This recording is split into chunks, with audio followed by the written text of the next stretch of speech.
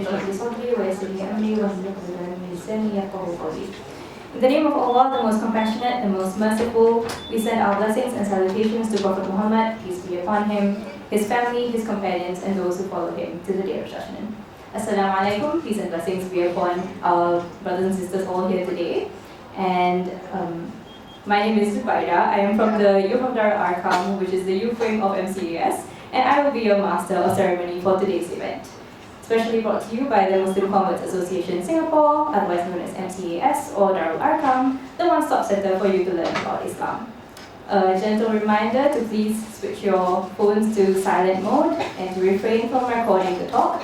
There will be filming and photography throughout this event. We seek your kind understanding and we thank you all for your cooperation. The format of today's talk will be a 1-hour sharing by our guest speaker, followed by a 30-minute Q&A session. During the Q&A session, you may ask your questions by stepping up to the microphone stands located in the aisles beside you. Alternatively, you may send in questions through our Slido, which the event code is #Muslim Crossroads. That's #Muslims Crossroads, MUSLIMS Crossroads, or scan the QR code you see on the screen in front of you. We also have sign language interpretation available for our talk today, and our sign language interpreters for today are Sister Suhaila and Bro Elfie. To begin our event, let's start off with reciting Surah Al-Fatiha, which is customary to begin our recitations at every event in hopes that it will be blessed. May Allah bestow His blessings upon us all. Ameen. Bismillahirrahmanirrahim. Alhamdulillahi Rabbil Alameen. Ar-Rahmanir-Rahim. Maliki Yawmiddin. Iyyaka na'budu wa iyyaka nasta'in. Ihdina as-siratal mustaqim. Siratal ladzina an'amta 'alaihim ghayril maghdubi 'alaihim waladdallin. Ameen. Alright, ladies and gentlemen, brothers and sisters, thank you once again for joining us today on a Friday night, no less. It warms my heart to see all of you here today. May Allah grant us beneficial knowledge and understanding for being here in His presence. I would like to start our event proper by inviting our reciter, Ustaz Arif. Ustaz Arif, could you please take to the stage as I give you a brief introduction. Ustaz Muhammad Arif bin Muhammad Khairul Tan undertook his early education at Madrasah Al-Irshad, after which he pursued his bachelor's in linguistics and multilingual studies at Nanyang Technological University. Fun fact, we go to the same alma mater. His deep interest in the Quran is visible as he grew up joining numerous Quran memorization competitions, and he completed the Talaqi, which is recitation with narration to the Prophet ﷺ in the riwayah or narration of Hafs from Asim under the tutelage of Ustaz Zulkifli bin Fazil. Ustaz Arif Tan believes that the journey of learning the Quran in recitation and understanding it has to be a lifelong journey. Today, Ustaz Arif will be reciting from Surah Ali Imran, which means the family of Imran, which is the 3rd chapter of the Holy Quran, and he will be reciting verses 1 to 9, and the recitation will be followed by an English translation by myself. Ustaz Arif, please. Assalamu alaikum wa rahmatullahi wa barakatuh.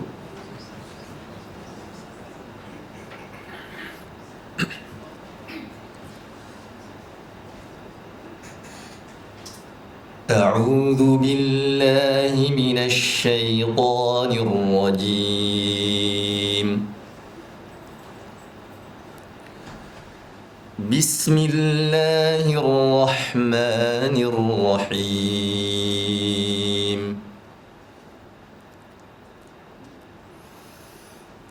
ألف لام ميم. In the name of Allah, the most benevolent, the most merciful. Alif, Lam, Mim. These are letters from the Arabic alphabet that only Allah knows their meaning. الله لا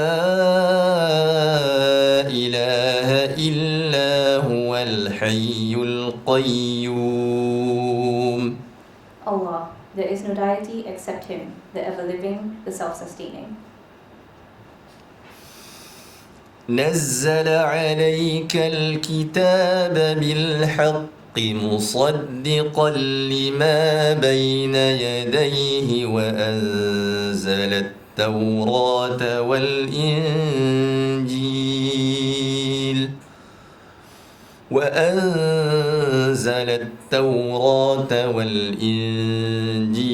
من قبل هدى للناس وأنزل الفرقان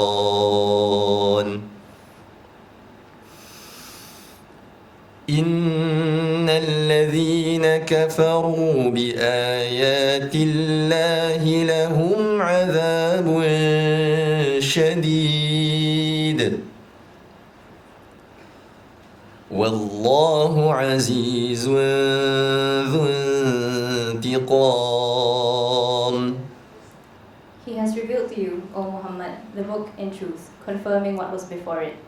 And he revealed the Torah and the Gospel before as guidance for the people. And he revealed the criterion, that is, the Quran. Indeed, those who disbelieve in the verses of Allah will have a severe punishment, and Allah is exalted in might, the owner of retribution. إن الله لا يخفى عليه شيء في الأرض ولا في السماء. Indeed, nothing is hidden from Allah in the earth nor in the heaven.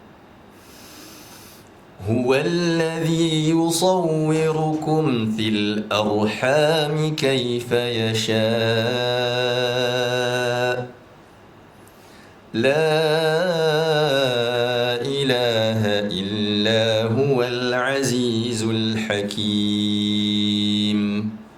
It is He who forms you in the wombs however He wills. There is no deity except Him, the exalted in might, the wise.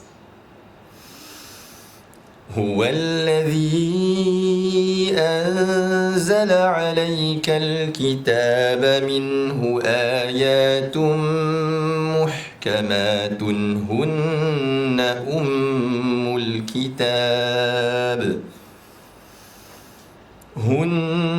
أم الكتاب وأخر متشابهات فأما الذين في قلوبهم زيغ فيتبعون ما تشابه منه ابتغاء الفتنة وابتغاء تأويله وما يعلم تأويله إلا الله والراسخون في العلم يقولون آمنا به كل من عند ربنا وما يذكر إلا أولو الألباب. It is He who has sent down to you, O Muhammad, the book. In it are verses that are precise. They are the foundation of the book, the others unspecific. As for those in whose hearts is deviation from truth, they will follow that of which is unspecific, seeking discord and seeking an interpretation suitable to them. And no one knows its true interpretation except Allah. But those firm in knowledge say, we believe in it, all of it is from our Lord, and no one will be reminded except those of understanding. ربنا لا تزغ قلوبنا بعد إذ هديتنا ربنا لا تزغ قلوبنا بعد إذ هديتنا وهب لنا من لدنك رحمة إنك أنت الوهاب. Those who say, Our Lord, let not our hearts deviate after you have guided us, and grant us from yourself mercy. Indeed, you are the bestower. ربنا إنك جامع الناس ليوم لا ريب فيه إن الله الميعاد. Our Lord, surely you will gather the people for a day about which there is no doubt. Indeed, Allah does not fail in His promise. صدق الله العظيم. وبالله التوفيق والهداية. والسلام عليكم ورحمة الله وبركاته. Alaikum assalam wa rahmatullahi wa barakatuh. Thank you, Ustaz Arif Tan, for the wonderful recitation. Alright, ladies and gentlemen, brothers and sisters, the title for today's talk is Muslims at the Crossroads by Dr. Baptiste Brodard, brought to you by the Muslim Converts Association Singapore, MCAS. Before we begin our talk proper, we seek your kind attention as we make a few announcements. This talk and all our talks are conducted for free. Therefore, we seek your support and contribution. You may do so by donating through the donation boxes that will be passed to you by our volunteers later, or you may scan the QR code on screen right now. No amount is too small, and may Allah accept from all of us. Ameen.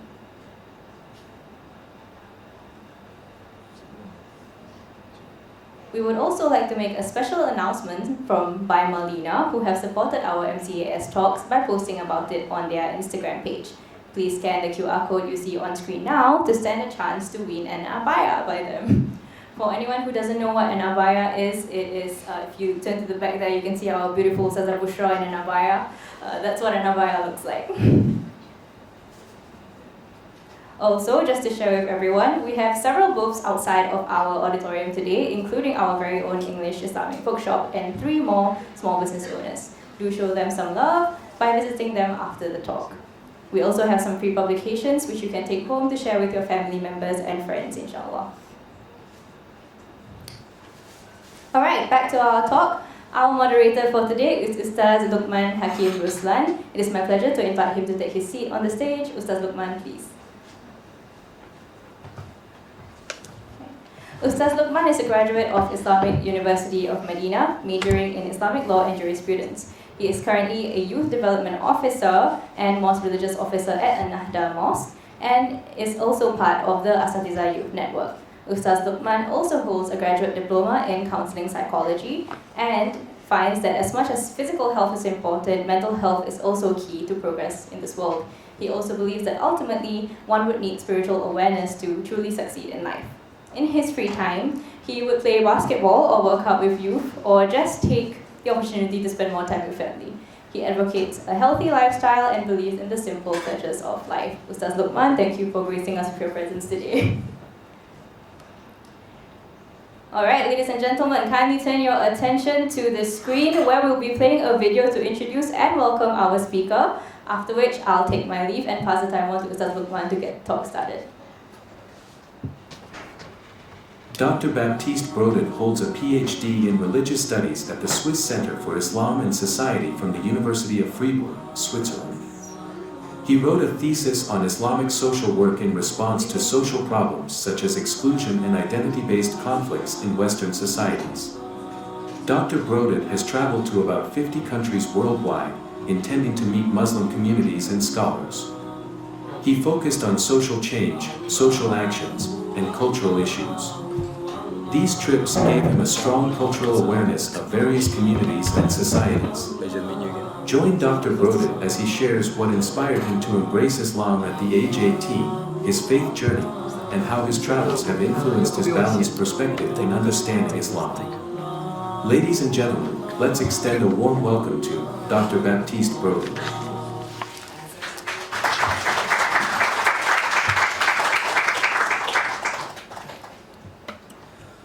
أعوذ بالله من الشيطان الرجيم بسم الله الرحمن الرحيم الحمد لله رب العالمين وبه نستعين على أمور الدنيا والدين والصلاة والسلام على أشرف الأنبياء والمرسلين نبينا محمد وعلى آله وصحبه أجمعين سبحانك لا علم لنا إلا ما علمتنا إنك أنت العليم الحكيم رب اشرح لي صدري ويسر لي أمري واحلل عقدة من لساني يفقهوا قولي اللهم يا معلم آدم علمنا ويا مفهم سليمان فهمنا ما بعد السلام عليكم ورحمة الله وبركاته.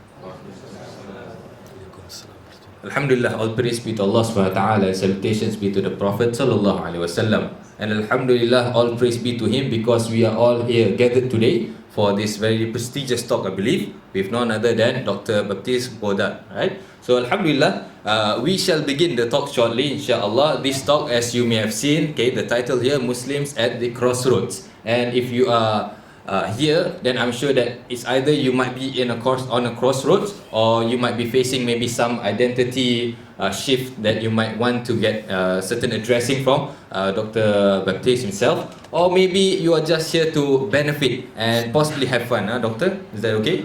Yes. Yeah, and have fun with your knowledge, right? Yeah, so Alhamdulillah, all praise be to Allah SWT, because today, this Friday, there's a lot that's happened, right?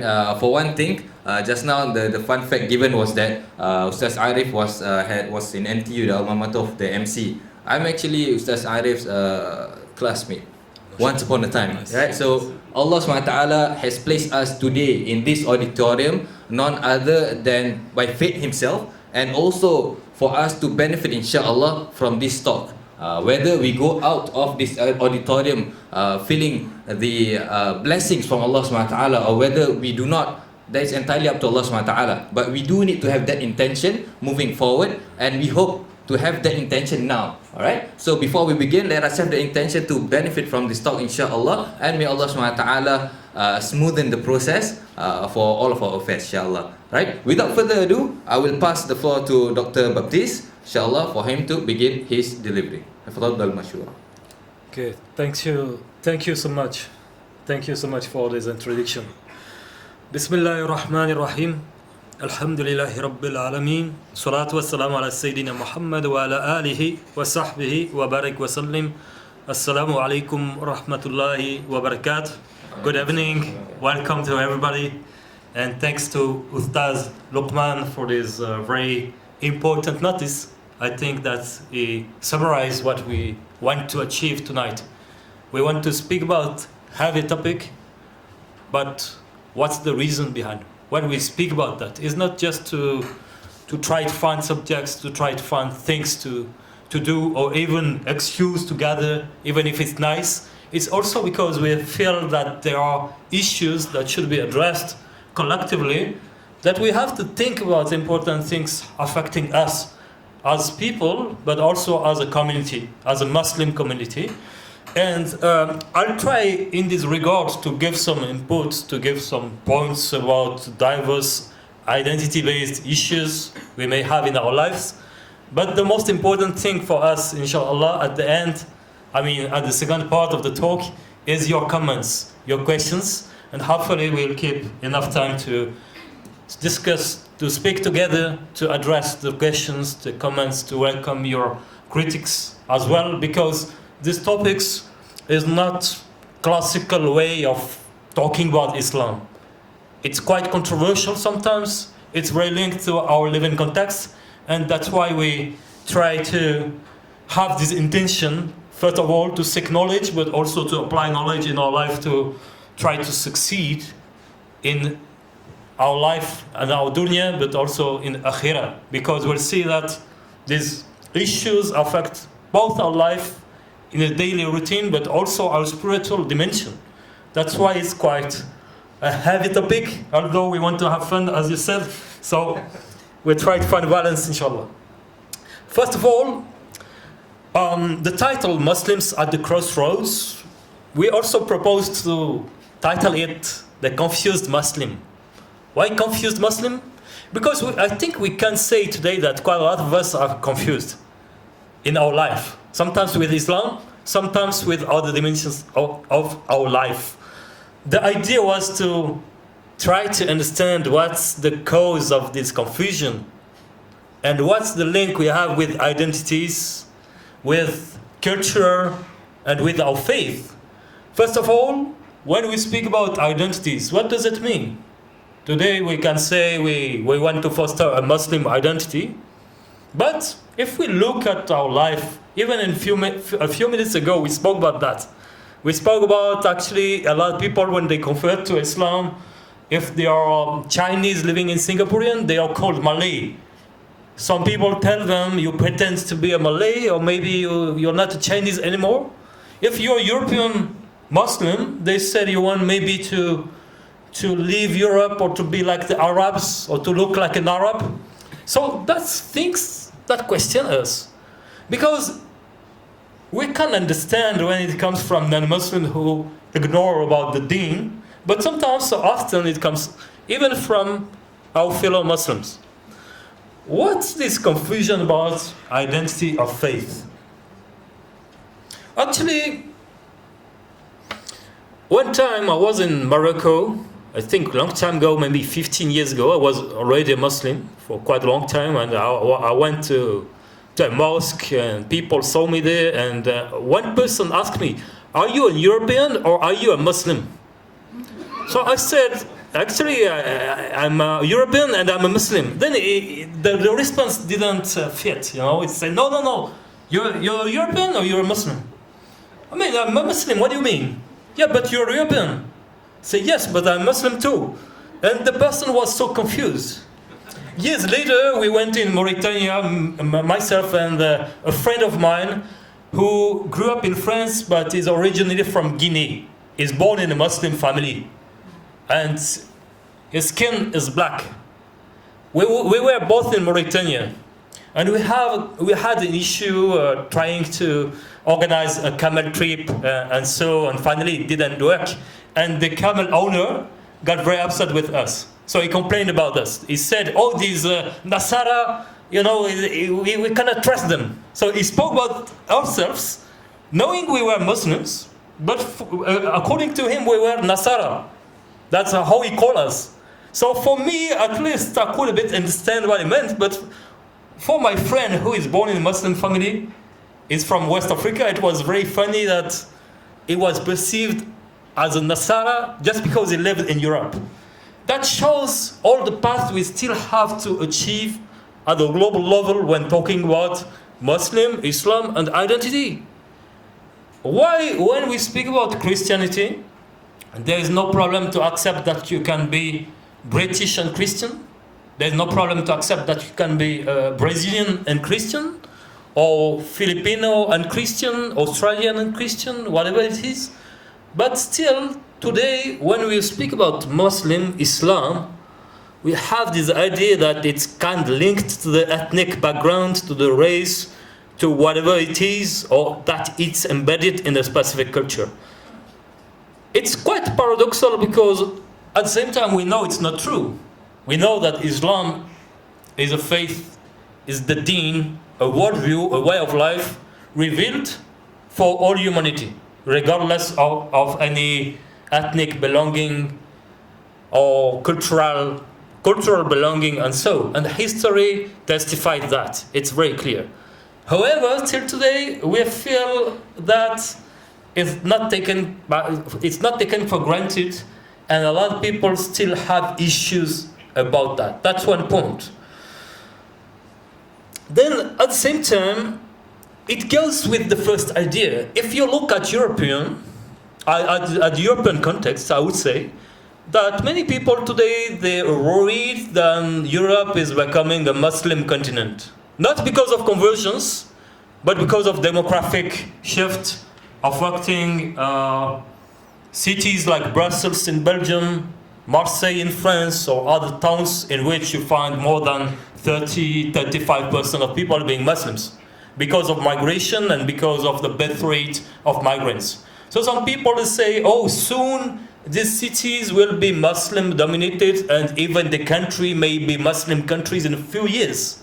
The problem here again, there's a confusion between the faith and the ethnic background. Because what happens to a lot of the youth, the youngsters living there today, is that they lost faith. They may be born in a Muslim family, but are they still Muslim? Do they believe in Allah?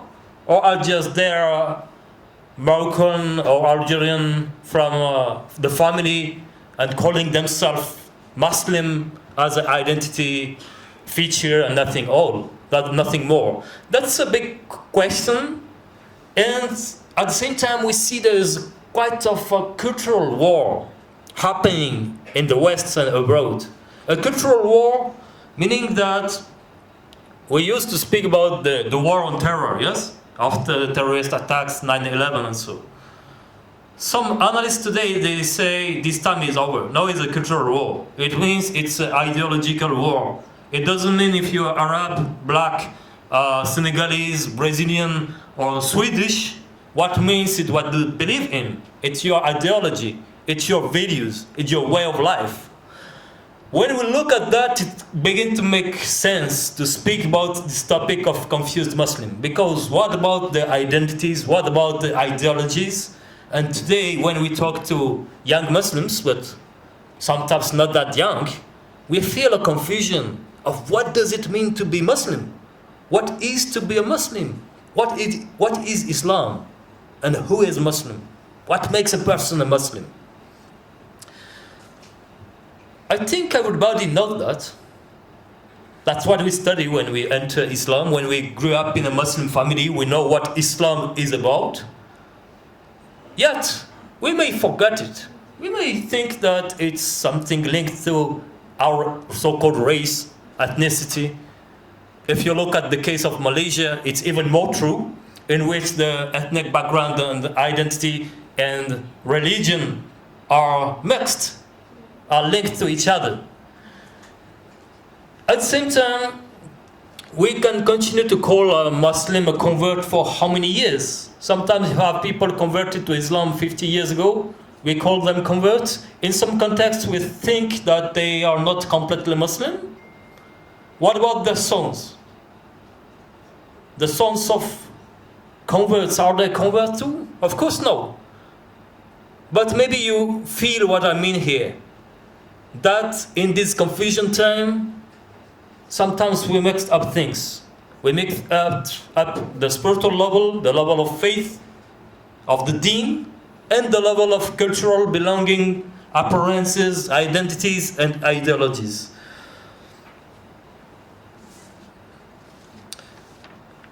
To respond to the issues we face, tribulations we face, as a Muslim, the first reflex we may have, and I think we agree on that, is to go back to the Quran, is to go back to the roots of Islam, which is a preserved tradition, which has a preserved book revealed by God, the Quran, that contains very powerful and clear statements about humans, about the nature of humans, about the way of life we are supposed to follow, and ontological principles that are taught. Just to name a verse. أعوذ بالله من الشيطان الرجيم بسم الله الرحمن الرحيم يا أيها الناس إنا خلقناكم من ذكر وأنثى وجعلناكم شعوبا وقبائل لتعارفوا. This verse is often quoted. In English it would be, O humanity, O mankind, indeed we created you from a male and a female and made you into peoples and tribes so that you may get to know each other. لِتَعَارَفُوا. Ta'arufu here is like a maqsid. It's like an intent that God, that Allah the Almighty wants for us. So the diversification of people from a unique principle. We are all sons of Adam alayhi salam. Then there is two principles, two genders, female, male. From that, people come and are spread out into nations and tribes. But these nations and tribes are not diverse ontological realities because they come from the same root. It's one family. It's one human family. But Allah says in the Quran that this diversification of people is in order that they know each other. That they may know each other. Not that they fight each other, not that they compete each other. That's a very powerful call. Especially at the time of tribulations where people like to compare, to compete between Chinese, Malays, white, black, Arabs, whoever it is. Quran doesn't say that. Quran says we're one family, we are one people. We may have different tribes and nations based on cultures, based on the process of history in which humanity divide itself according to where they go, where they belong to, but not to forget that we are from one common origin, and the purpose is to know each other. Very important thing. Then the verse continue, Inna akramakum indallahi atqakum. The best of you for Allah, according to Allah, is the one who has the most taqwa. What is taqwa? Taqwa, we have to go back to the Quran in many occurrences to feel what it means, because it means a lot of things. But taqwa involves faith, but also it involves the way, the action, what we do in our life, our behavior, hatefulness in English, for instance. But it means a lot more than that. So the best people is not about being a male, it's not about being a female, it's not about being a black or Malay or white or Mexican. It's about having taqwa. That's what we want to achieve. That's a goal in itself. Taqwa, it's a maqsid in Islam. It's maqsid like a aim, objective, ultimate aim of Islam. Because in the Quran, even when Allah mentioned the fasting of Ramadan, it connected to reaching taqwa, to reaching the state of muttaqun, meaning trying to be possessor of taqwa. That's the goal of the ibadah. That's one of the goals of the ibadah. We worship God, Allah, to try to reach the state of taqwa, and the best of the people are the one with more taqwa. But who knows who they are? Nobody knows. That's why we cannot think that whoever is better than another person, only Allah knows. And the best person today, tomorrow he can be a bad person, in bad state, in a bad position. The opposite also exists. Some people, they seemed very confused, lost in life, but one day they change and they become the best people we can imagine. That's just a reminder of the Quran in this very difficult time to understand what we are as humans. After we'll speak about current ideologies, and we'll see that there is so much difference with these teachings. That's why I wanted to start with this verse. Another interesting point in this Quranic verse is that it mentions two genders, male and female. And the verse doesn't say one is better than the other, but it acknowledges that there are two genders. Not 3, not 4, not 5, not 15, or I don't know how many they count now in some societies. It's also interesting for people believing in the sacredness of the Quran to have these roots in terms of tribulation, in which we have diverse ideologies competing to each other, trying to impose their hegemonic views on Muslims and on others. Because after all, what's Islam? Islam, we call that Deen. Deen al-Islam. Deen, according to the Sheikh Jasser Auda, for instance, he described the Deen as two things at the same time. On the one hand, it's a way of life. On the other hand, it's a worldview. A worldview because the Deen, Islam, gives you clear principles, teaching, belief about the nature of the world, the nature of Allah, the nature of the humans, and the purpose of the human life. So by itself, Islam provides us with a clear understanding on our role on earth. That's why we call it a worldview. Some people would call that an ideology if they don't agree with it, but we will prefer the term worldview. It's a way of life at the same time because it gives principles, it gives norms, it gives guidelines that we are supposed to follow, to respond to Allah's wisdom, to call ourselves to the best way to live our life. That will be the topic of tomorrow, inshallah, because tomorrow we'll speak about Sharia, maqasid Sharia, so the Ivan law somehow, the path we are supposed to follow as Muslim. Of course, every topic is connected. And so Islam is about that.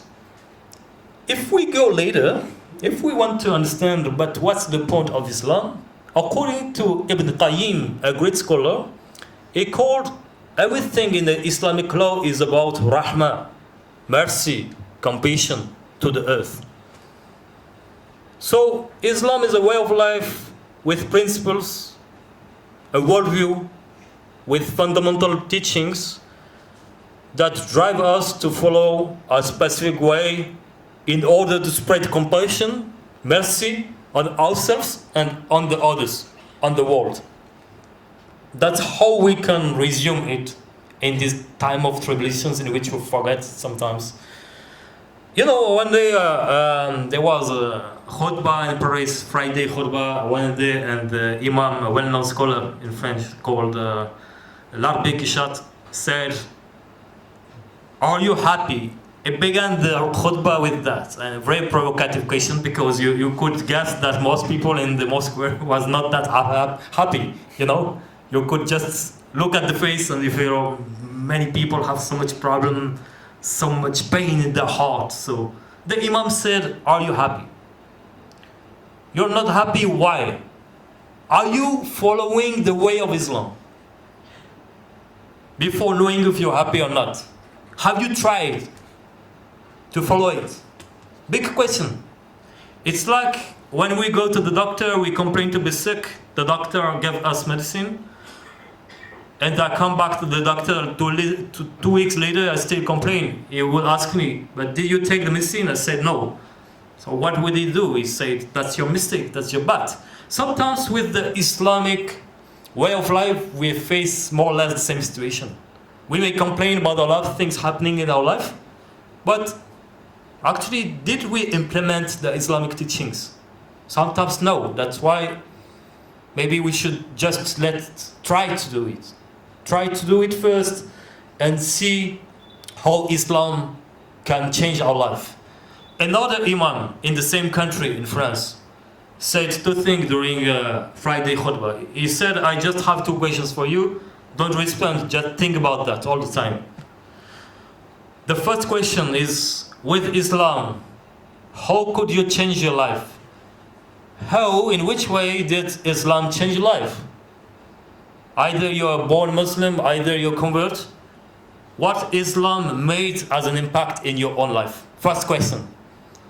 Second question, because of Islam, how could you impact the life of other people around you? He said these two questions are enough for you. Take it back home and think about that.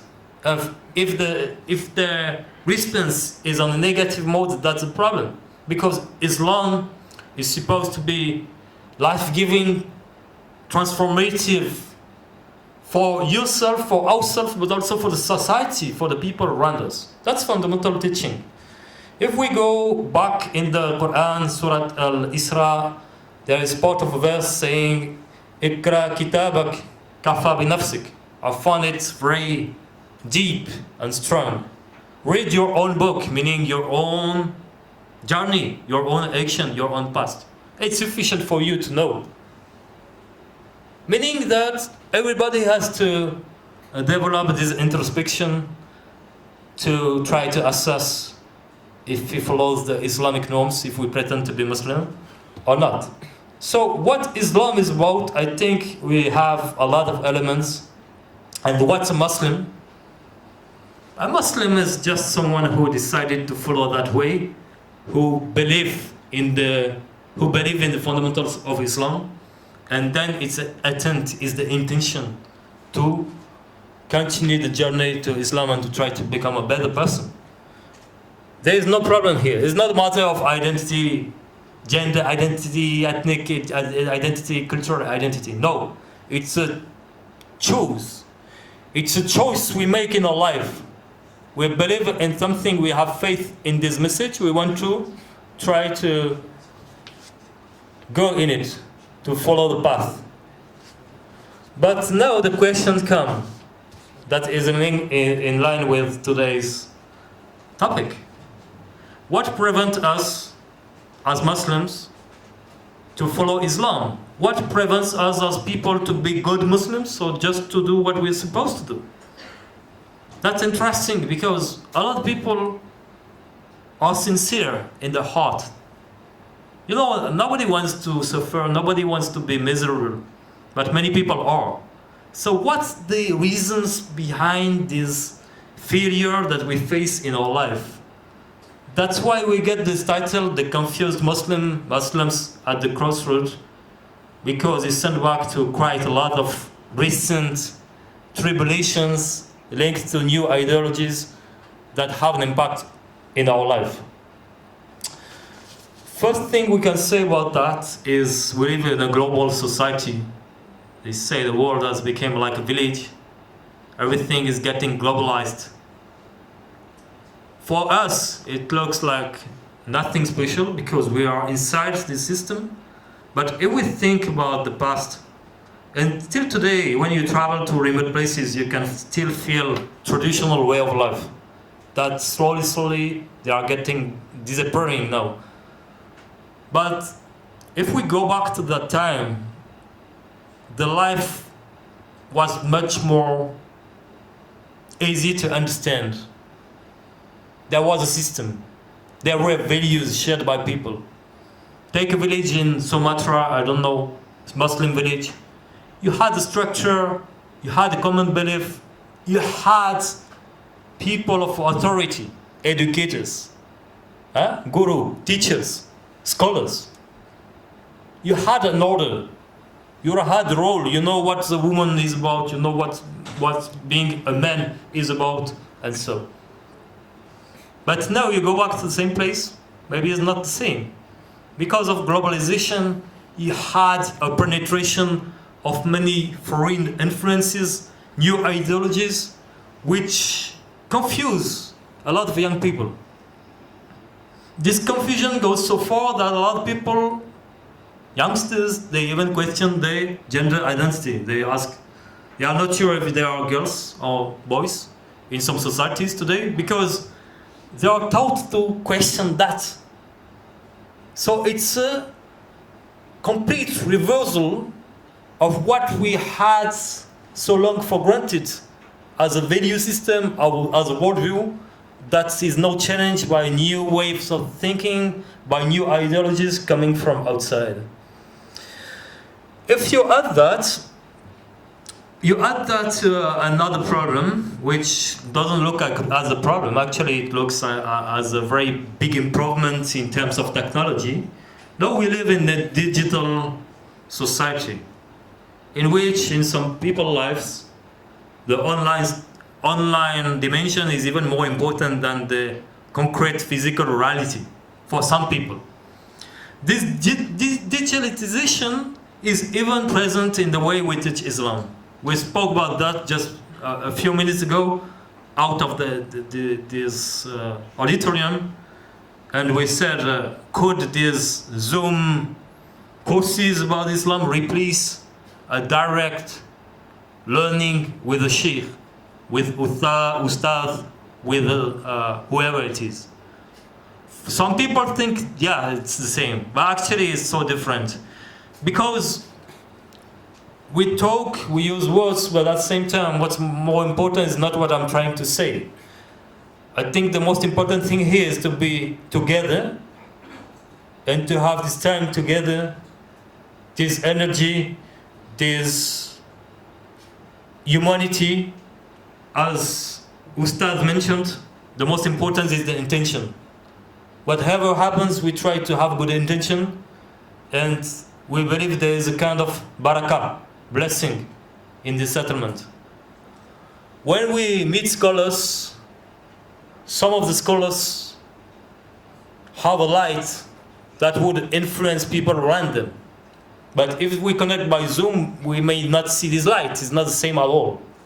That's why this new technology, although it has some interest, of course, it can't replace the old ways of doing things, especially in terms of religion. But for some people now, it looks like it begins the new normal, the new system, and they don't think it's a problem at all. Whereas, as humans, we are designed by Allah to have these feelings, human feelings, the needs of contact, the need of interaction. That's so important.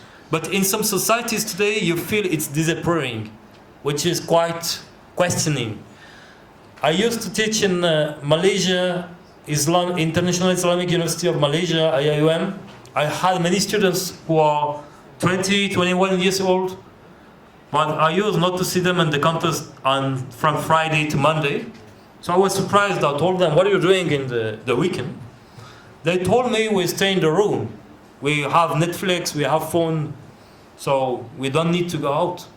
So I was quite surprised because I'm from another generation. I told them, but you don't have any friends? Oh yeah, we have friends online. And I feel that some of the students, they became so shy to speak, so introvert, so isolated in their own world. And though they were raised in Islam, that questions also the risk involved by some technologies. But the worst part, the main dangers is not at this level. That's just a tool. When we speak about technology, it can be used in a positive way, it can be used in a bad way as well.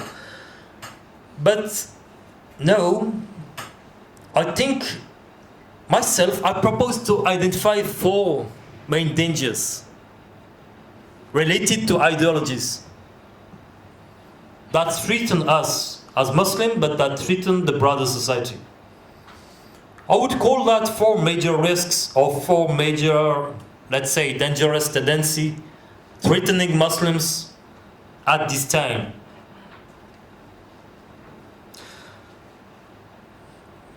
The first one, I would call it classical right-wing racism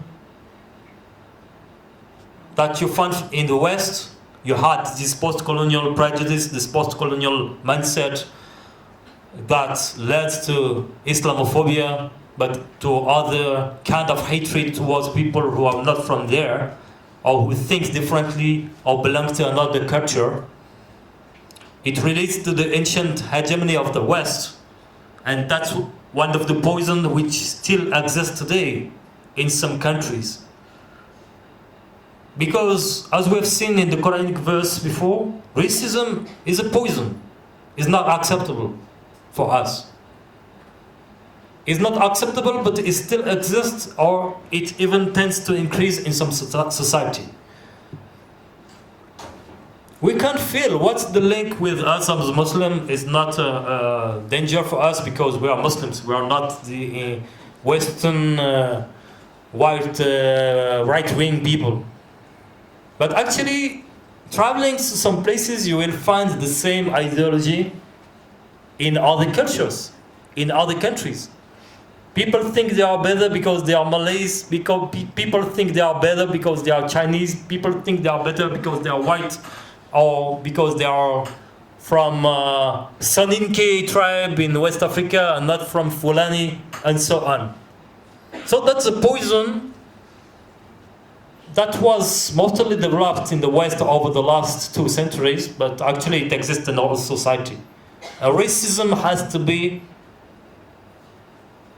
tackled, it has to be condemned, and it doesn't have to be accepted. Sadly, even in Muslim societies, we hear about racist comments sometimes, and that's not acceptable at all. So there's an education duty at this level. But then, now, this is related to the right wing, yeah? Extreme right. But then, what is interesting today is to identify another poison, which is supposed to be the reaction or the solution to the first one, but which is not. I call that postmodernist, leftist ideologies, or postmodernist neo-Marxist talks about races, about genders, even about feminism.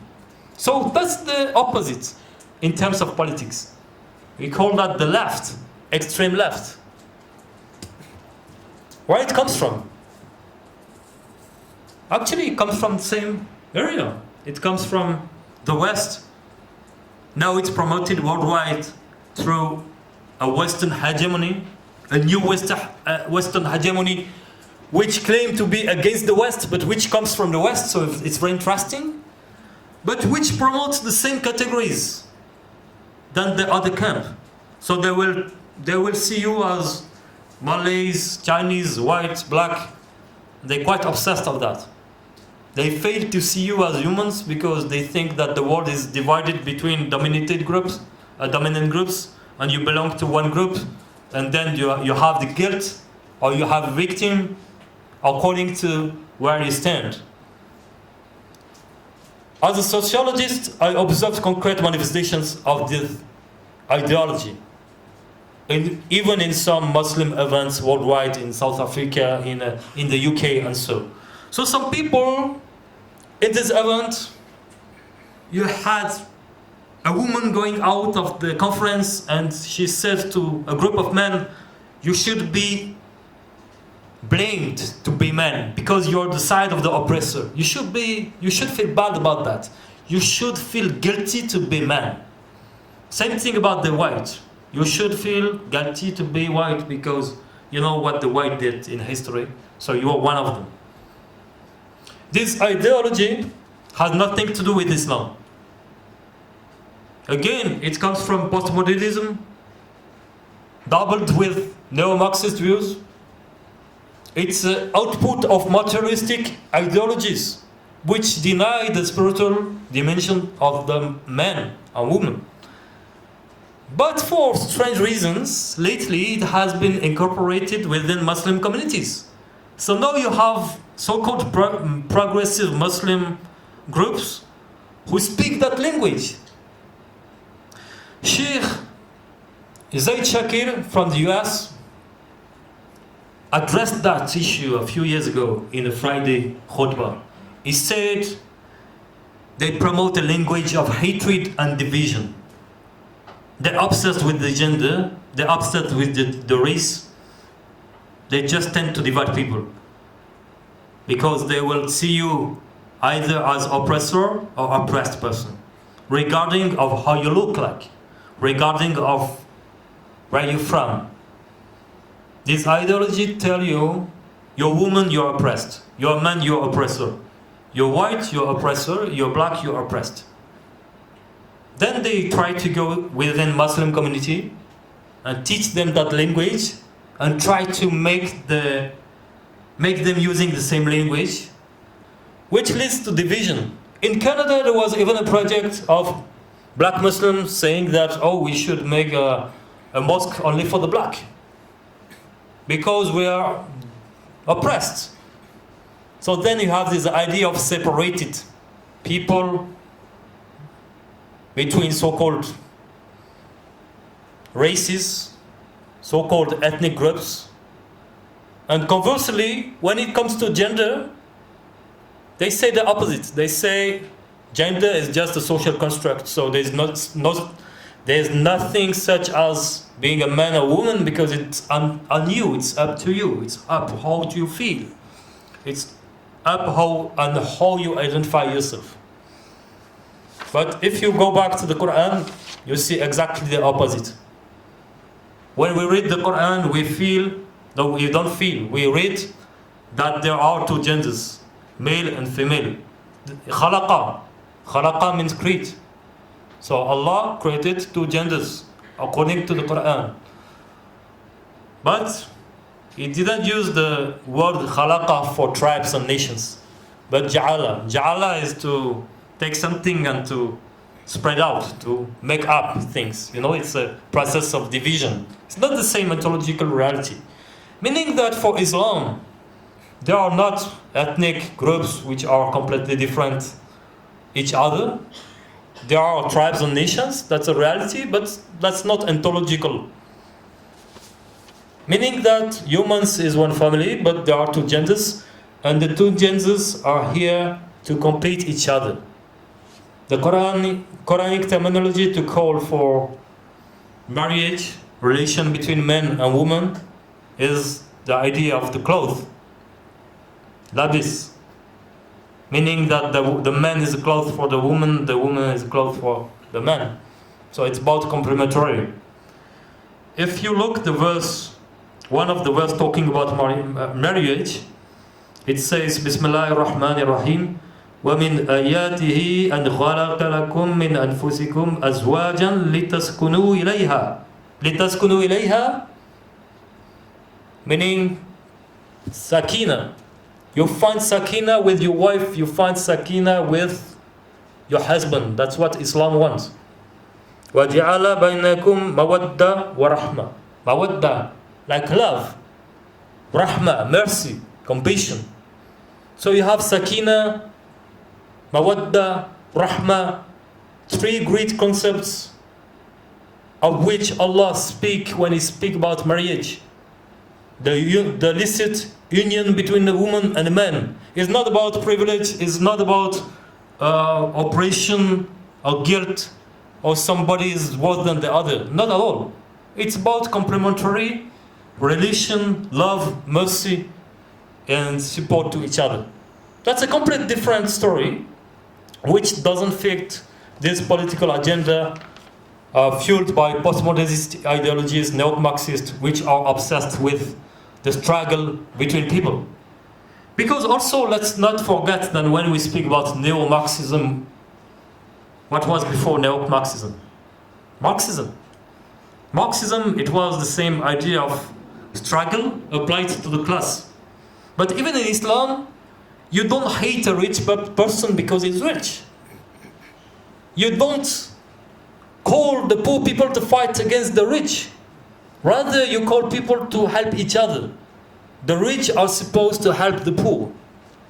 But we don't say they are guilty to be rich, like they've done in communist environments over the last century. That's not Islam, that's not what Islam teaches. However, we see that a lot of our youngsters, young Muslims, are influenced by these new ideologies that are very promoted on the large scale, online, but also in the media, also in the academia circles sometimes. A third danger, poison that affects our life as a community is linked to violent extremism, sectarianism, religious excess. Meaning that sadly, in Islam, like in other religions, we had people who think they are the only legitimate Muslims and they blame other Muslims because they don't belong to the same group, because they don't follow the same practice. And this extremism has had very bad effect on people in some countries. I think that Singapore, alhamdulillah, was quite preserved and protected from this. But in many countries, you can find young Muslims, not that young today, that said we don't go back to the mosque because we don't like the Muslims. But they are Muslims. They pray, but they say, oh, you know, these people in the mosque, they are so extremist. They make Islam so difficult. They think they are the boss, the leaders that have to control everybody's movement. And that's a problem also that led to people living Islam, people having doubt about the faith.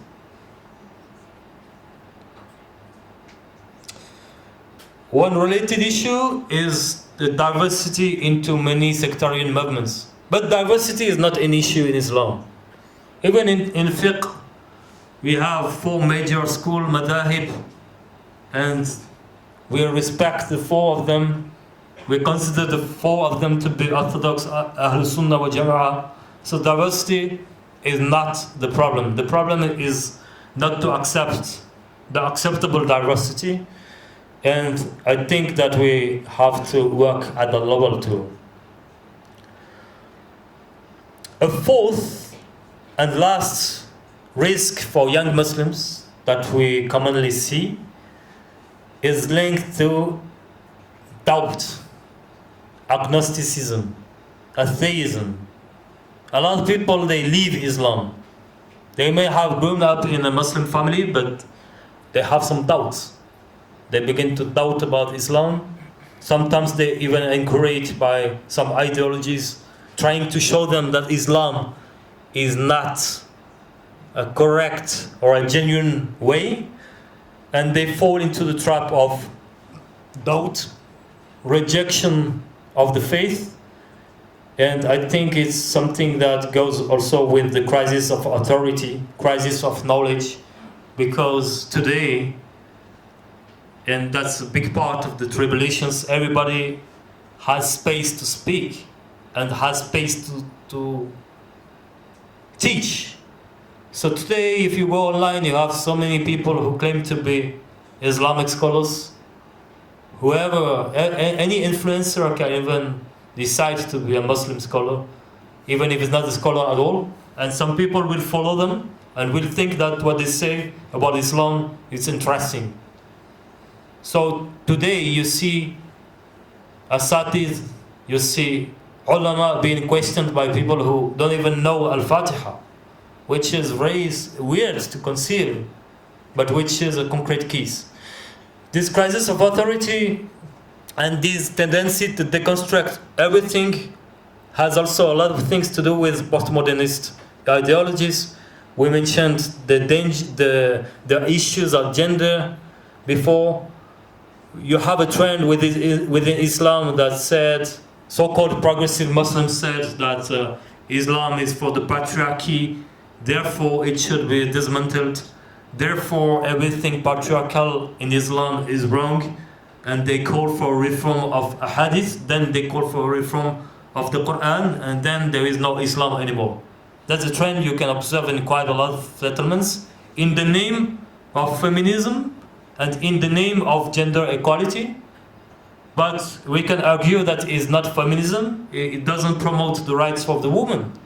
It just chooses nice names, nice concepts, nice words of justice, equality, social justice, to teach something else. It teaches its own worldview, its own ideology, which is grounded in a very different faith than Islam. Because postmodernism thinks there is no truth. Everything is an accident. They think that humans' existence is even an accident. So what's the link with Islam? It's totally different system, but for some reasons, because of this hegemonic project, you find today this influence being spread even within Muslim communities. Some people, some of our brothers and sisters here may think, what's the point with our life? It doesn't affect us. Till the day that we have kids that come back at home and say, oh, I feel I'm not a girl, I feel I'm a boy, or I think that two women should get married according to the Sharia, and so. And that's some talks that we can hear that we couldn't even imagine to hear 15 years ago. If 15 years ago we would speak about what happened today, nobody would believe. Even speaking about my country, non-Muslim country, Christian country, we would speak in 2005 of what's happening now. Nobody will believe. They say, no, it's not possible.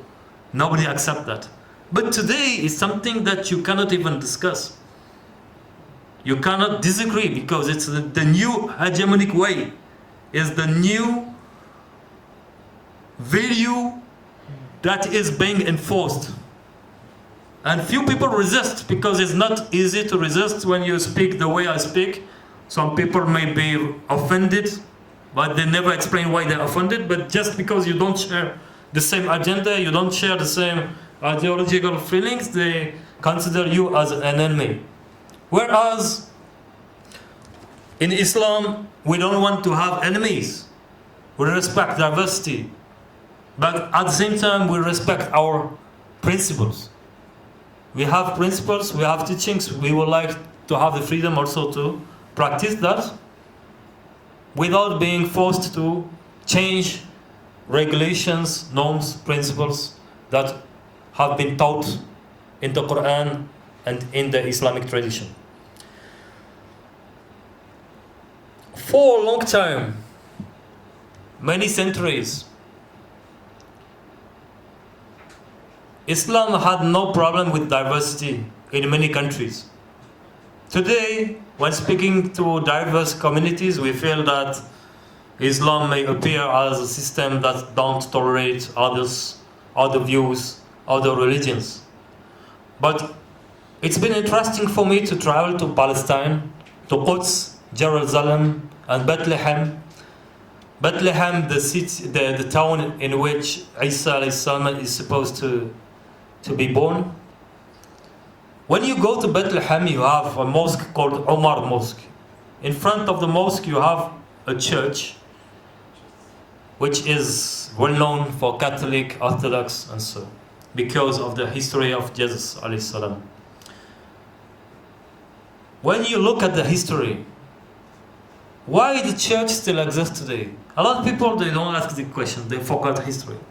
Actually, Umar ibn Khattab opened Palestine, he conquered Palestine, he had the power, and he made sure that Christians would still have the rights and the freedom to practice their religion. So the Muslims at that time, we were the best generations of Muslims. They didn't force the Christians to be Muslim. Rather, they let them pray and they make sure that they could keep their church. That's why today in Jerusalem, Quds, even in front of the big church, Nativity Church, you have a mosque, also called Omar. Because Omar ibn Khattab went there, he was even invited according to the tradition to pray in the mosque, but he didn't want to pray in the church. But he didn't accept to pray in the church because he was afraid that if he did so, his followers, meaning us as Muslims, we would take the church and to make it a mosque. So he just went outside and prayed. And the place he prayed, today it's a mosque and the church still exists. Islam had no problem to accept other religions. Today, when we try to speak about Islamic fundamentals, principles that we would want to negotiate, some people may attack us saying, oh, you want to enforce your views. It's not the case. We just want to keep our faith, our ideas, our principles, and to welcome the one who want to join. And the ones who don't want to join, we want to keep good relation with them. But not to fight. Not to impose our views on them, but also we don't want them to impose the views on Muslims. So that's what the verse we read before advocates for. Ta'arafu. Ta'arafu, in order that we may know each other, we don't enforce power, we don't want to dominate anyone, but still we want to also keep our faith strong. I have other points to discuss, but I think I speak quite a long time, so maybe let's the Ustaz Luqman to complete. Sorry for being so long. Jazakumullah khair. Iyakum, mashallah. Alhamdulillah. To be honest, I think you can proceed if you want to. It's okay. No, I'm not going to complete what he has laid out everything laid out for us, right, for today. Inshallah, it will be completed through the questions that maybe you may have. Inshallah, for today we'll be taking the questions through Slido. All right, so maybe in a while, okay, we will be having. You may scan the QR code there for you to access the Slido page and for you to ask your questions. Right. In the time being, right, I may want to summarize a bit, or maybe we have a bit of recap of what we have just heard from Dr. Baptiste, right? So, first of all, when we talk about Muslims at the crossroads, right, the most important thing, wherever you are, maybe you're feeling confused, maybe you are the confused Muslim and so on, you may want to go back to the Quran, right? And one of the verses, in the Quran, there's a lot of verses actually touches on our the father or the first man, which is Adam alayhi salam. And when we think about it, when you look back, Adam was created from earth. Was created from dirt, from earth. And all of us actually, we originate from Adam alayhi salam, despite our different appearances now, despite our different races or religion, we were from Adam alayhi salam. And Dr. Baptiste, he pointed out just now, this is the unifying factor for our origin. If let's say we do not relate to that as well, right, that we are from Adam alayhi salam, then as Muslims, there is one more unifying factor that we can think about, which is taqwa, from the ayah just now that he read. Okay, taqwa, piety, being the goal or the aim for a Muslim to reach. And that should be the unifying factor for all of us. right? If not the first one just now, that was the origin, right? So whatever that you feel today about Islam and so on, about maybe the dangers that Dr. Baptiste he pointed out, right? The first one was the classical right-wing racism and so on, right? And it's not just prevalent in the West, I would say. Even in Singapore, there might be some elements of racism. If not, then let's boil it down, or let's extract the point from this racism topic, that a person might feel that I am better than you, which we want to avoid, because it is a danger, it is a poison, and it is a risk. It is a risk to our identity. And the second one is the postmodernist, neo-Marxist, right? Did I get it right? Postmodernist, neo-Marxist, right? It's quite a mouthful, eh? If you haven't wrote it down, please do. Postmodernist, neo-Marxist, left-wing. So we've got three elements in one, right? Which supposedly counters the first ideology just now, right? But when you look at it, in the form of this left-wing, it is actually trying to say that everything can be correct or should be correct except for the first category, and in another way also is trying to say that I may be better than you, right? Yeah, in some manner, right? That's the second poison. And the third one is the extremism, people thinking that again you are the only right one, you are the one that is going to you are the only right one, right? I found just now the term very interesting. There's a religious excess. Did I get you right? Yeah, yes. Meaning that maybe you studied too much that you I'm sorry, okay, there's no such thing, okay, please, if you study too much, alhamdulillah, that's good, but maybe you think too much, okay, to the point where you think that, oh, my way is the right way only, okay, while Doctor clearly pointed out that we have our four madhab, four school of thoughts, and even the scholars may have differences among them, only thing that the fundamentals do not differ. So even if, let's say, we are the confused Muslims, then our fundamentals should be solid at least, right? Yeah. And the last one, right, was about doubt, and this one also I quote from Doctor, it was very interesting for me, is the crisis of authority, in which the authority now belongs to the influencers. So Doctor, maybe you should be an influencer? Yeah, okay, but that actually is not in our power lah. It's in the power of the young, the power of those who like have the better trends in TikTok and so on. Subhanallah, right? So, but interestingly, the crisis of this, the crisis of authority is one that governs our young nowadays, and is one also that influences the old or the older, in which we question every single thing to the point of the authority of our scholars and the authority of the past predecessors even. Waliyadzubillah min dhalik. Right? So did I get it right? Yes. Inshallah. I have a bit more, inshallah. Okay, but I think we're gonna start taking questions if we have. Yeah, I saw one just now. Right? For those of you who have yet to type in your questions, please do so. Okay, please do so.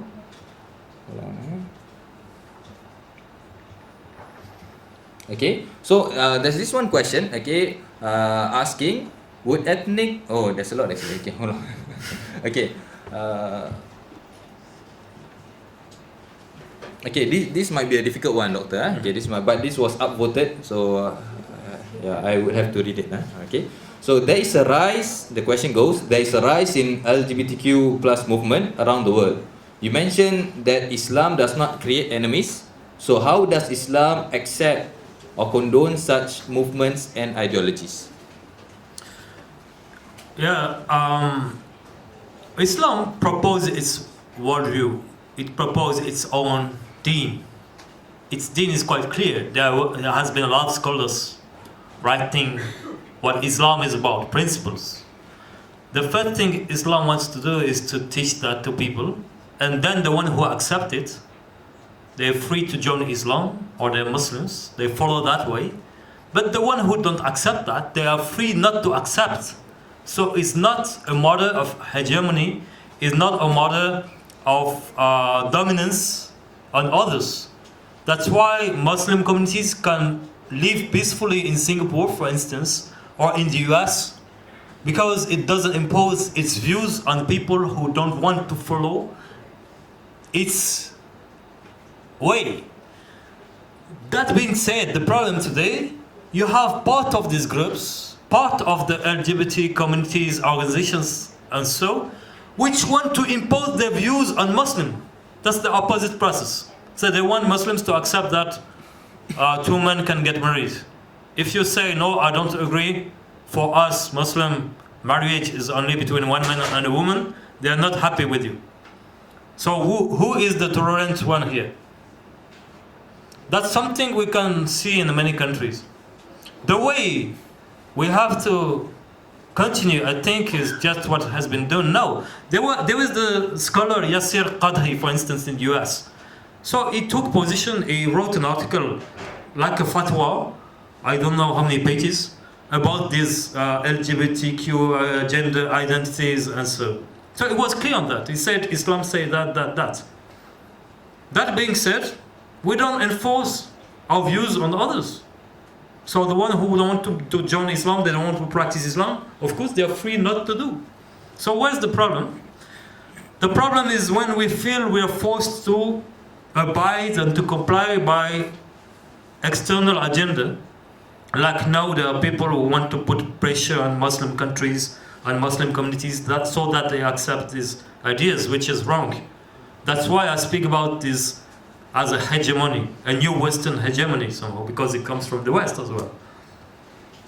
So I think that we have to be confident on that, because nothing that what I've said now seem extremist to me. If it does so, please let me know. But I think that it's all about tolerance. Because Islam has its way, we don't force people to follow Islam, but we don't want others to transform what Islam is about. That's it. Okay, thank you very much, Doctor. Thank you very much, Doctor, for the answer. Right, the questions are coming in hot, so I'll be moving through some of them. Right, so this one is also upvoted. The question goes, thank you for the sharing. I have a friend who is losing faith in Islam and is angry with how the Muslims around him behave. How can I help him to keep faith or keep the faith? Yeah, sadly, that's a classical problem. This problem that we heard a lot of people being deceived, being, disillusioned or saddened by behavior of fellow Muslims, and they leave the faith sometimes because of what they witness from other Muslims. It requires education and patience. I would advise to stay close to him, even if he says that he's not Muslim no longer. We have seen a lot of people that they leave Islam, but after a few months, they come back to the faith. Because actually, sometimes they're just upset with what they lived, with the experience they had with Muslim. But if they can disconnect and make the difference between Muslim behaviors and Islamic teachings, that's a great step that allowed them finally to keep the journey. I used to say a lot of times in my life, the best people I have known on earth are Muslims, and the worst people I've known on earth are Muslim too. So what does it mean? It means that Islam is a path. Muslims are people who pretend to follow the path. So you find everybody. But if we have bad experience with people, better to keep away from them and find better company. And let's try not to think that Islam is only what Muslims do. But that being said, we will see that some of our Muslim brothers and sisters have the best behavior we can imagine. So we should focus on them as well. We shouldn't just look at the bad examples we have in the community.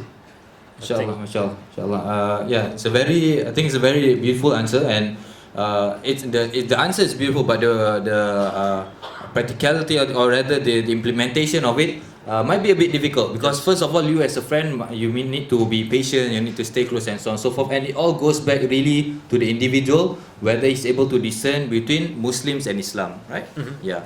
Okay. I'll move to a bit lighter question. Okay, I just want to ask you first. It was mentioned that you've traveled to 50 over countries. Is that true? Yes. Right. Yeah. So some of them was mentioned just now: Mauritania, Malaysia. Paris is your hometown is Sweden. Switzerland. Switzerland. Okay, Switzerland. So you've been to France and so on, right? So the question goes, where was it? Okay, how did you overcome any racism treatment that you faced while traveling? Yeah, to all those different countries. Maybe you can take some examples from the countries that something happened there. You know? Yeah. You mean racism against me?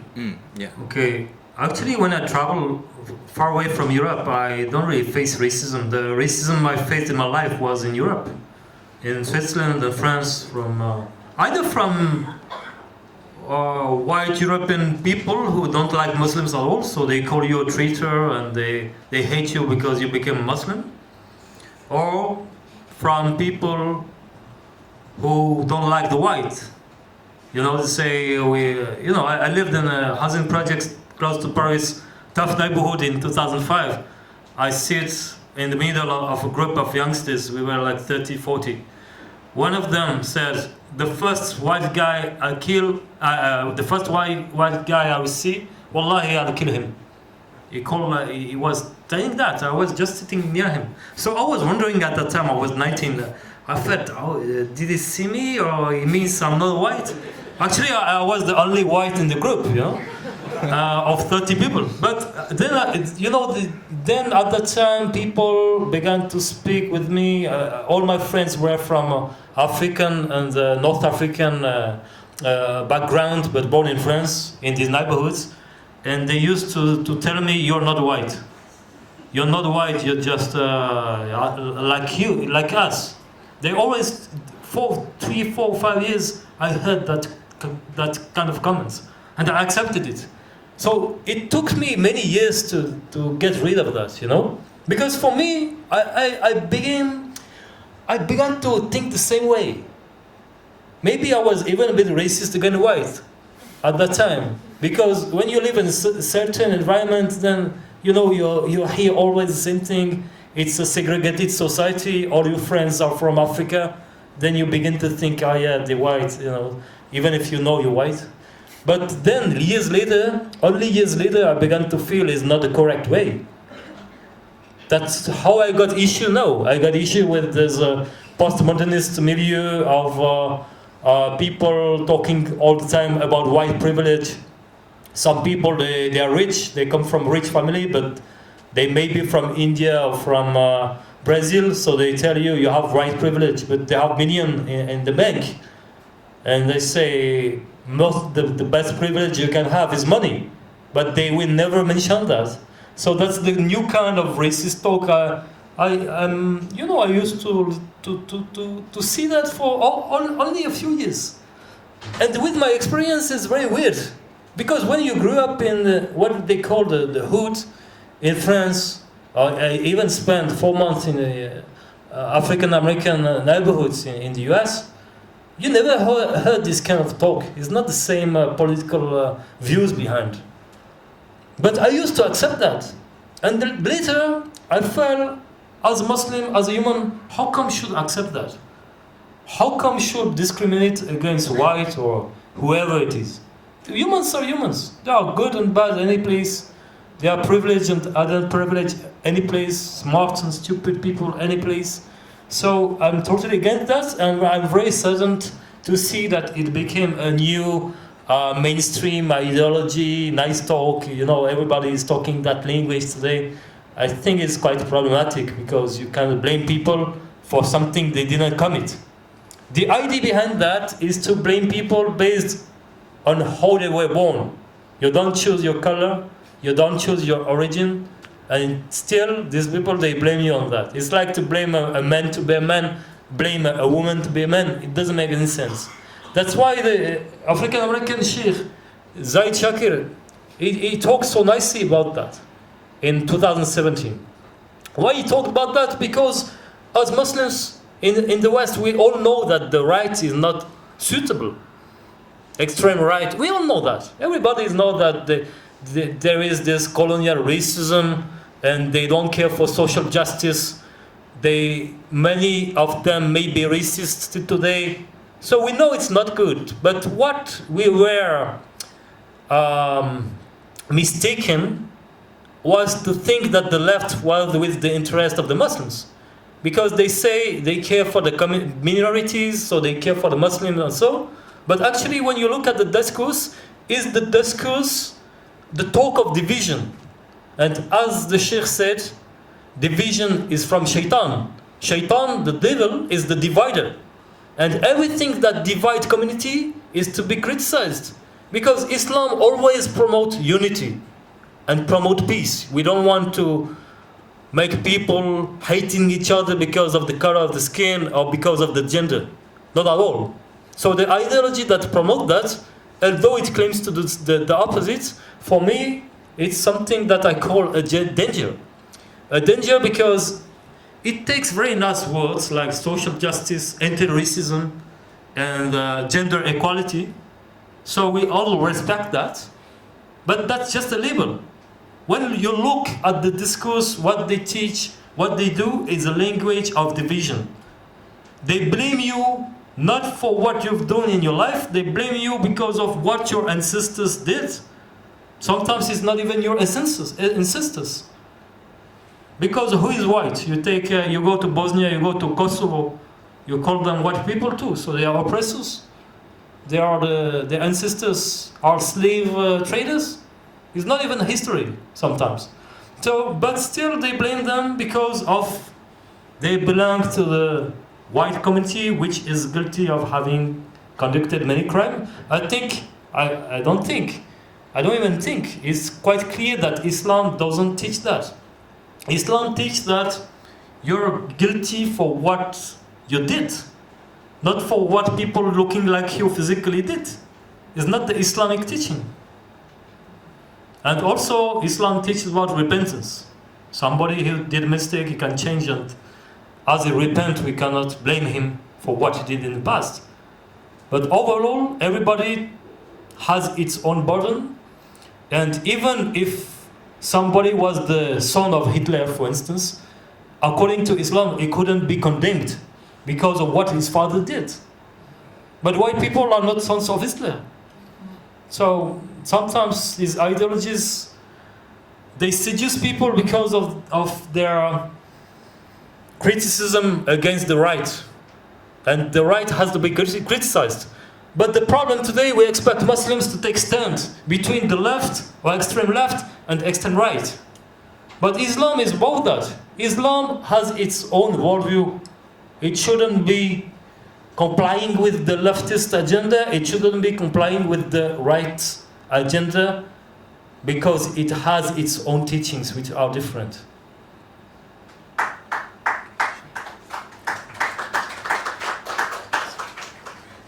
Inshallah, thank you very much, Doctor, for the answer. Okay, the next one, there are several of the questions that have similar themes, right? So, one of the questions, okay, it goes back also to the LGBTQ issue or gender issue, right? So, I'll pull two for you to answer at once, right? So, the question goes, how do we support or guide our brothers or sisters who may have this gender dysphoria thing going on or struggling with their sexual identity without invalidating them, right, or their experiences? And the other one that is similar is that how do we help our Muslim brothers to return back to the fitrah, that if they accept the practices of a genderless world, including some the same gender union, but they still practice the pillars of Islam. Very good question, but because it's very problematic sometimes, it leads to confusion. Actually, we have to be clear that as Muslims, we respect people. Quran say, قَدْ كَرَّمْنَا بَنِي Adam. We all Bani Adam, we all descendants of Adam. So humans are humans. So first rule, we respect humans as humans. Then Islam promotes a worldview, a way of life. So we recommend people that want to follow this way of life to do so. But if somebody has shortcomings or does mistake according to what we believe to be true, he's still a human, he's still a brother, he's still a sister. So we cannot reject people of that. We can. It's like I like to take another example because it's less controversial. Let's take the consumption of alcohol. Islam prohibits consumption of alcohol, but Islam doesn't reject alcoholic people. It doesn't demonize people who consume alcohol. It just says that alcohol is haram people shouldn't consume alcohol, so we advise people not to do so.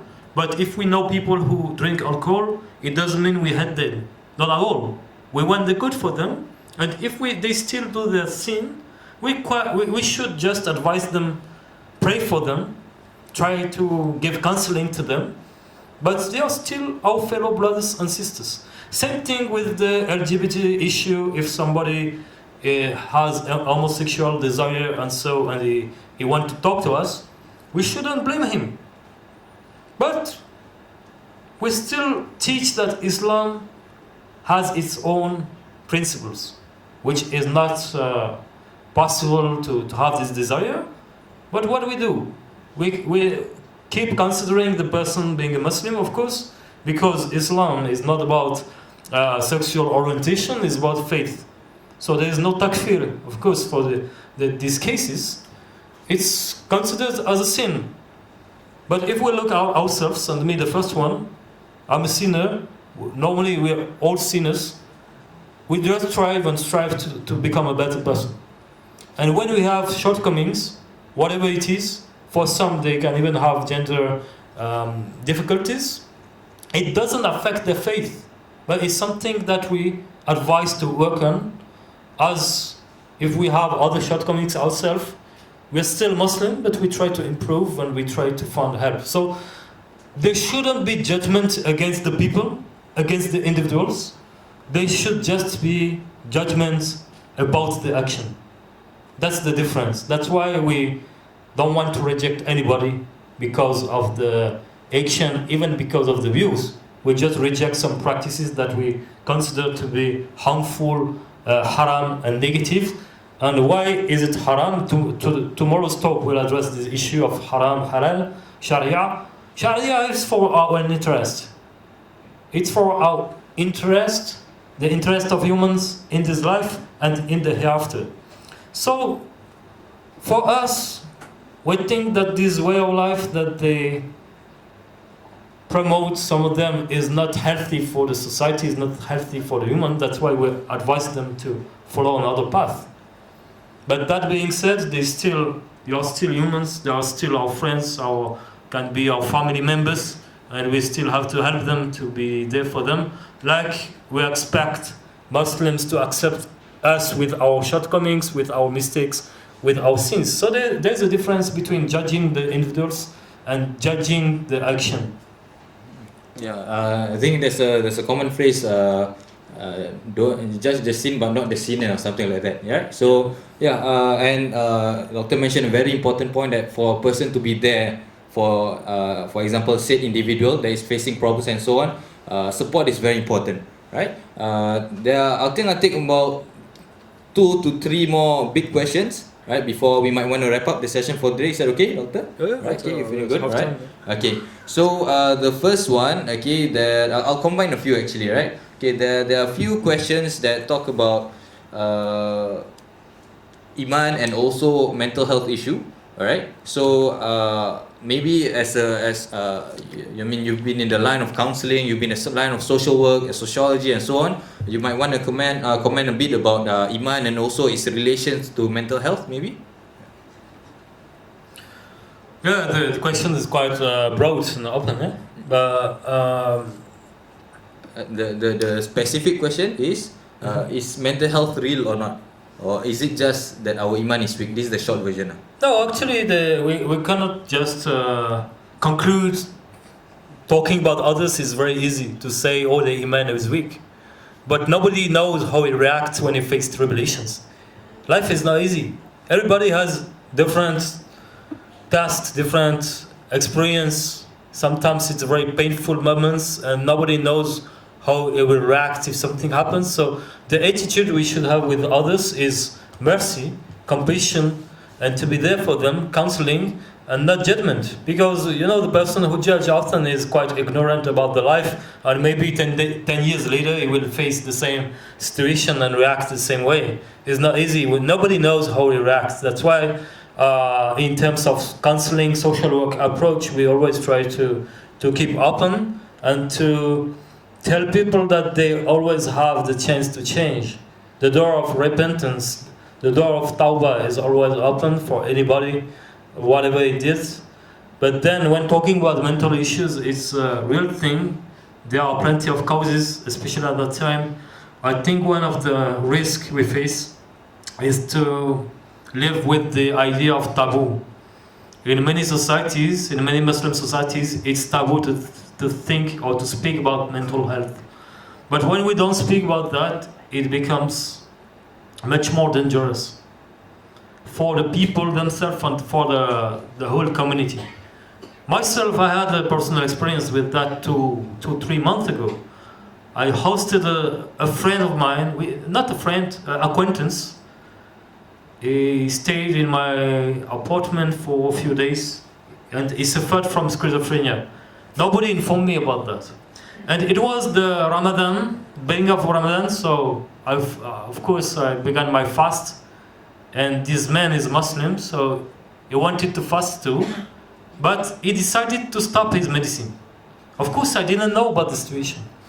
After he stopped the medicine, his health status get so worse that he totally lost contact with reality. And he became very aggressive. And it was very difficult to deal with it. Finally, the police came to my place, I got a lot of issues, and I lost the apartment. I had to leave my own place, so I lost everything because of that. But why I'm speaking about that? Because I can't blame this man. This man is ill, is sick. He suffers from that. The problem, his cousin is my good friend, so I tried to call him and told him, are you aware about this? He said, yes, but we don't want to speak about that because, in our culture, we don't speak about these kind of problems. It's a taboo. So the fact that nobody wants to speak about that, and in France you have so many cases of mental health issues like that, schizophrenia or other illness, mental problems leading to violence, and nobody wants to speak about. The narrative is we don't speak about that because we want to protect people's integrity. If we tell others that he suffers from that, nobody wants to be his friend. We can understand that on one hand. On the other hand, the fact that it is a taboo doesn't help them to get healed. It's like it's a hidden problem. And sometimes people die. There are a lot of drama because of that. So many taboos. So many taboos linked to mental health issues, crime, drugs, addiction, especially now in France. It's something that is very difficult to tackle because on one hand, you want to show the appearance that you respect your culture, you respect your faith, you respect Islam. That's a public appearance you give to society. On the other hand, your life is completely in disorder. Drugs, many relations, crime, incest, whatever it is. But it's all taboo, it's all hidden. And it drives to a lot of drama. And I think the only way we can address these problems is to speak about that. Without judging, but opening some spaces to speak about this and to try to find solutions. Between when it stays taboo, the situation increases so badly that you cannot stop it. Now in the town I've lived for the last month, Marseille, in south of France, there is a huge problem with drug traffic that is getting worse. 90% maybe of the people who sell drugs, who are involved in crime, they identify themselves as Muslims, they're from Muslim family. Last week I read the news, a guy, Muslim guy, they ran after him with guns, they tried to kill him. So the guy was so scared, he opened the door of the mosque, he entered the mosque in the neighborhood, he just hoped to find some asylum in the mosque. He thought, in the mosque they won't kill me. But the thugs went inside the mosque, they took him outside and they shot him. And they are Muslim. Sometimes they even go to the mosque. Why they do that? In the name of the drugs. Who speak about that? Nobody. It's a taboo. Even when you go to the town, you go to the radio, Muslim radio, we want to speak about this issue, people say, no, be careful, because maybe you get you will make people upset. They may want to kill you if you speak about that. So, when we don't speak about the problem, it gets so big to an extent we cannot even imagine. And then we regret, and then we think, what was the root of that? It began somewhere, and we should have reacted early, yeah? Inshallah. So at the end of the day, mental issue is real. Okay, it's not necessarily a sign of weak of iman, but to understand whether you or your friends might have this mental issue, then a proper diagnosis is important. Alright? Okay, so as we can see also in the country that the doctor is currently residing, the problems are bigger than what we are experiencing. I see that, and subhanallah, it's just different from other countries. Yeah. Okay, maybe 2 more questions inshallah until we close out for today. The first one, might be a short one, alright, but I noticed this was the first question just now. Would ethnic committees, for example, there's a club for Malays or Filipinos, Indonesians, alright, in a Muslim organization to support each other in social learning and development, be a danger or a risk? Is it a form of racism or something, right? No, I don't think it's a form of racism. I think it can be interesting as long as it doesn't exclude others. You can have a club for Filipinos, Muslim or Malay Muslims, but as long as they don't develop this excessive pride and this idea they are better than the others, there's nothing wrong. But also they should keep the door open for the others. If you're not Malay, you should go to a Malay club. If you're not Chinese, you should be able to go to a Chinese club. And that's what happened in a lot of societies worldwide. Not talking about Muslims also, but even in Switzerland, you have this Spanish club, because people want to gather and speak their language. But if you go, they never refuse you. That's the bottom line. The bottom line is to be open to the diversity. You can decide to be with your own so-called old people, because it doesn't mean anything, old people. But at the same time, it's all about the intention. And it's about to keep open to diversity, to the others, not to close the door. Inshallah. Okay, and to wrap up the question and the Q&A for today, the question and answer for today, we have the question that relates to the poisons and dangers and risks that we talked about today, alright? So, Salam, Doctor, thank you for your insights. As a common Muslim, how do we communicate or how do we correct the views on the 4 threats, alright, that we mentioned just now to the young? And a similar question, how can I help my children who are already influenced? Yeah. Yeah, we should have more time to develop the 4 dangers, what I call the 4 dangers, because each of them can be elaborated in a much more deep way, of course. Sadly, we don't have time today.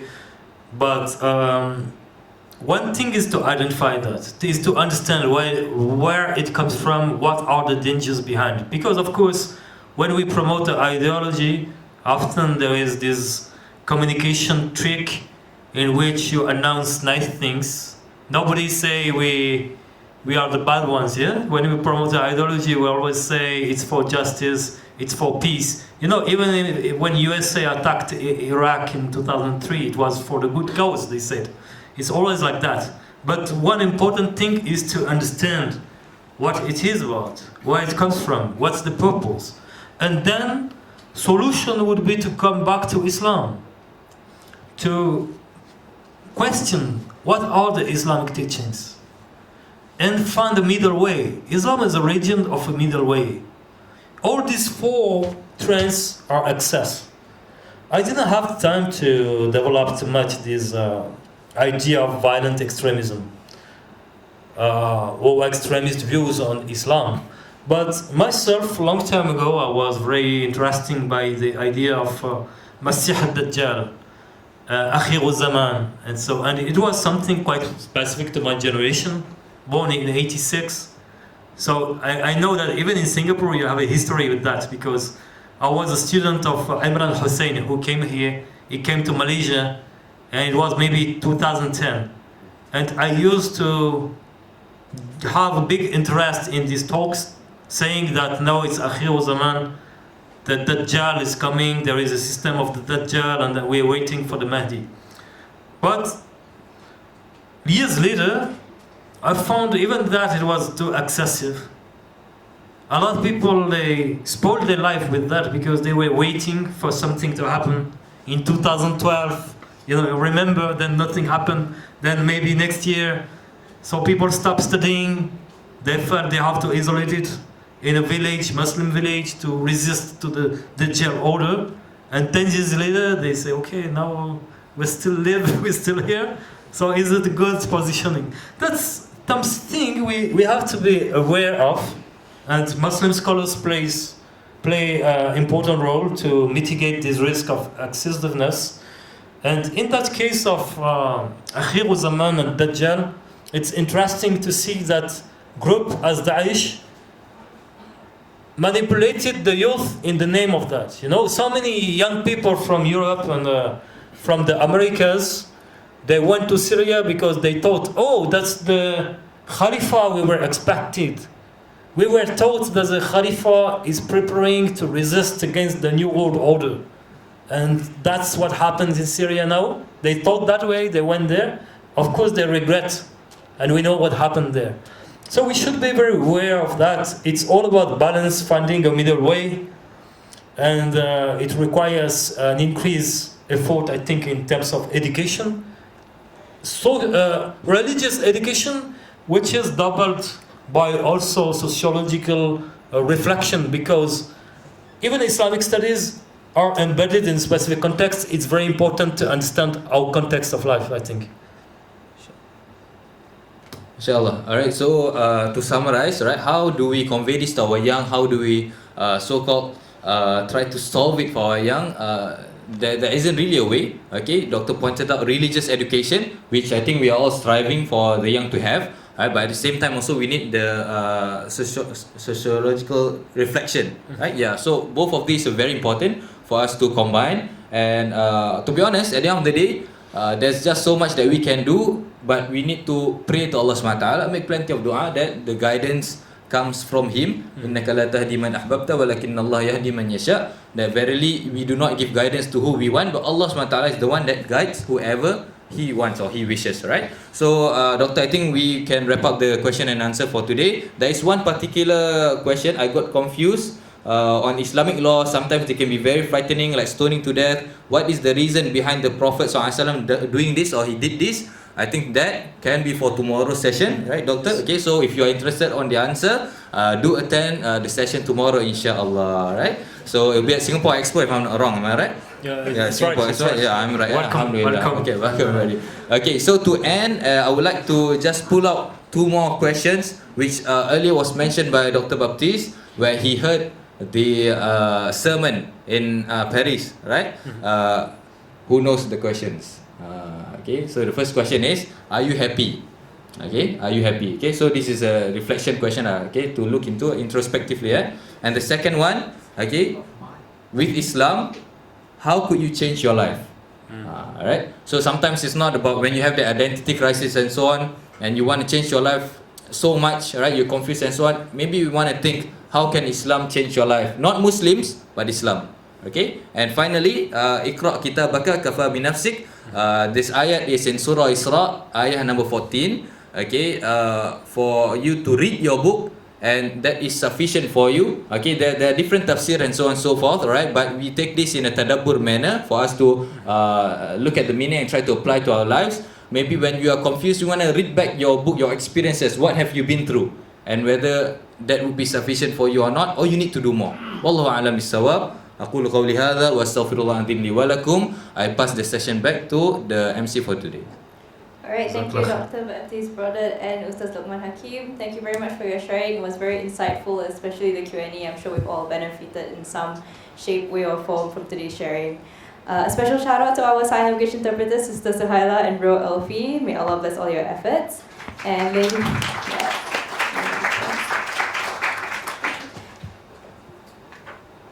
Okay, ladies and gentlemen, brothers and sisters, before we end, allow me to make a few more announcements. Do help us improve our events by filling up the feedback form. Please scan the QR code in front of you on the screen, and we'll be giving you 3 minutes to fill the feedback form.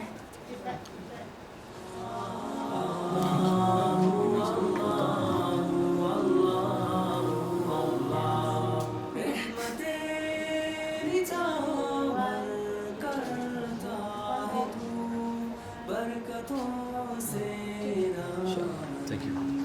Thank you so much. You're very helpful to my talk. Very nice. I think you understand my points. I hope. I've read them a lot of times. I've read them a lot of times.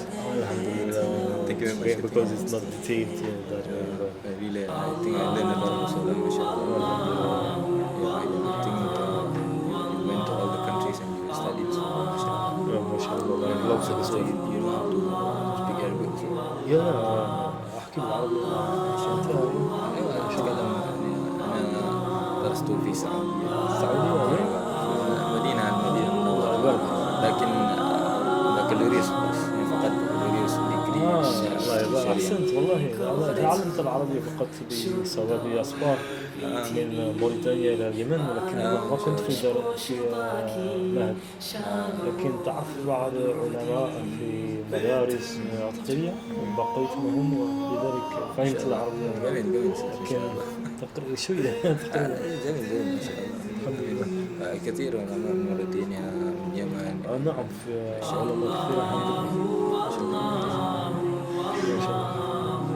I hope they understand my points, especially this one about the possible instance, because it's more controversial. Yeah, if let's see this term, globalism. I forgot to use it. Yeah, I forgot to. Because this the youngsters. Yeah, they use the. Yeah. This is too philosophical. Yeah, I should have said that. Yeah. But it's okay. I think. Sometimes I guess there's a lot that we want. Yeah, and then you never really read your plan. I mean plan for your, because your face not to be stuck, but then when you speak, you never know what's coming in your mind. Sometimes I forgot half this. But yeah, honestly, inshallah, there's a lot of benefit there. Inshallah. I hope so. I hope it was clear. Also, ask Allah. No, seven times. But normally I don't give to Hajjah, I just come to visit friends. So this is the seventh time? I think seven. The first time was 2008. You're from here? Yeah, I'm from Malaysia. So after this, do you like give talks in other countries also? I did in Indonesia 2 times last week. Then Croatia, but it's more for the academic stuff. But tomorrow you will be the moderator? Oh, I'm sorry. It will be very helpful. Inshallah, will be a better one. No, very nice, mashallah. It makes my stance much more easier. Alright, I hope that was enough sometimes time you're for you guys to stressed fill in the forms. then you begin to As cry mentioned and you before, our forget talks what and to most say. of our classes are conducted for free, so we seek your kind donations. So when we are If you missed the through, chance to do so it's earlier, you may contribute through the donation boxes or by scanning the QR code on screen. May Allah accept your Are the generosity. questions or not? There were a lot of questions. Oh, there it's were really a lot. I think there's like maybe 10 more. 10 more. There are a lot that are similar, asking about LGBT. If you are interested in joining future talks and events by MCAS, do follow us on our social media platforms. You may do so by scanning the QR codes on screen right now. It's like Islam, you propose a system, but you don't force people. So you cannot be judged to be harsh, because it's not about harshness, especially in a country like Singapore. You say that's our way, you're welcome to join, but if you're not join, we will still respect you, we don't harm you, we don't Yeah, I think your response is very good. We'd also like to remind you to check out our English Islamic bookshop and all other books outside when you leave the auditorium. And please feel free to take home any of the free Islamic publications as well. No, I think it's like somebody we If know you enjoyed we yourself today, do leave us a 5-star review on Google Reviews so that others may benefit from our services in future, inshallah. And with this, we have come to the end of our talk. Let's end our session with Tasbih Kafara and Surah An-Asr, prayers that are recited to close an event and in hopes of attaining blessing and gatherings of knowledge such as these. سبحانك الله وبحمدك أشهد أن لا إله إلا أنت أستغفرك وأتوب إليك بسم الله الرحمن الرحيم والعصر إن الإنسان لفي خسر إلا الذين آمنوا وعملوا الصالحات وتواصوا بالحق وتواصوا بالصبر آمين. Alright, on behalf of MCAS, I would like to thank you all once again for joining us today. I will take my leave and I hope to see you all tomorrow at our next talk, 8 p.m. at Max Atria Singapore Auditorium. Wassalamualaikum, and I hope you enjoy the rest of your evening. Walaikum salam.